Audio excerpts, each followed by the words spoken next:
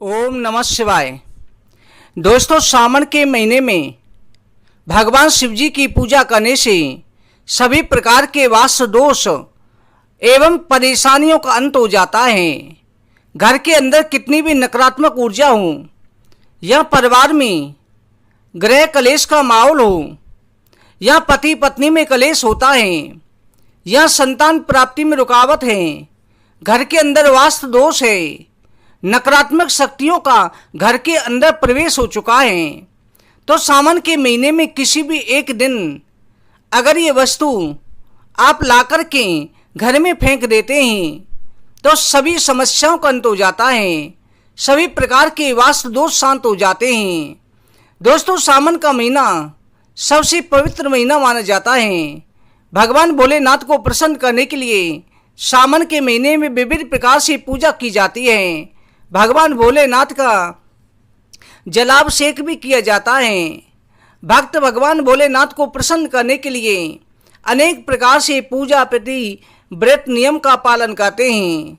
दोस्तों, सबसे पहला, अगर आप भगवान शिव जी के मंदिर जब गए हुए हैं तो जाते समय या तो भस्म अपने साथ ले जाएं या शिव मंदिर पर आप जल चढ़ा करके जल में थोड़े चावल के दाने, बेलपत्र और गंगा जल डालकर के जल चढ़ाएं, क्योंकि खाली जल कभी भगवान शिव जी पर नहीं चढ़ाया जाता।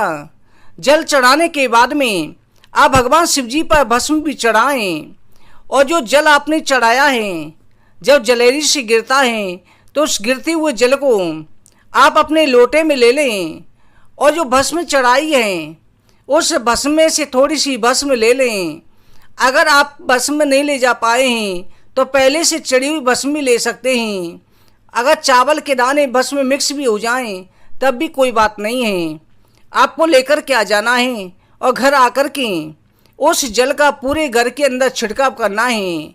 ओम नमः शिवाय कहते हुए छिड़काव करें। इसके बाद में उस भस्म को भी घर में छिड़क दें।